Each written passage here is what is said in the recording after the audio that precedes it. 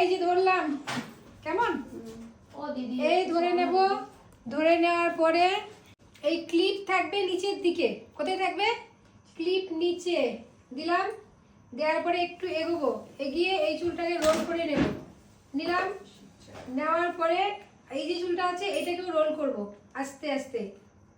কেমন? এই চুলটাকে সুন্দর করে স্প্রেডিং করব, করে আবার এখানে দিয়ে দেব। ঠিক আছে? দেওয়ার পরে আস্তে আস্তে এগিয়ে আসবো, আবার এই চুলটাকে নিয়ে নেব। ঠিক আছে? নিয়ে এবার এন্ডিং পোর্শনটা থাকবে, সেটাকে আবার নেব। নিয়ে এই যে আছে সবটা পুরোটাকে তুমি যদি সুন্দরভাবে ক্লিপের ভেতর নিয়ে করতে পারো তবে তোমার হেয়ারস্টাইল একদম বেস্ট হবে। এই এবার কয়েক সেকেন্ড রাখবো, রেখে আস্তে আস্তে আস্তে আস্তে এটাকে ছাড়বো। ছাড়ার পরে দেখো জাস্ট লুকটা দেখো। এবার কি কাজ আছে? হার্ড স্প্রে দেবো এইভাবে। কিভাবে দেবো? এইটাকে হাতে ধরে নেব, ধরে নিয়ে যেদিকে গেছে সেদিকে দেবো। এই যে কালসের ভিতর দিকটা আছে, ভেতর দিকটা করে দিতে পারবে।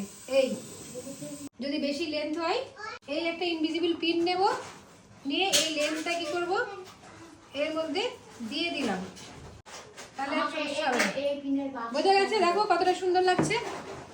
এবার এদিকটা করে দেবো।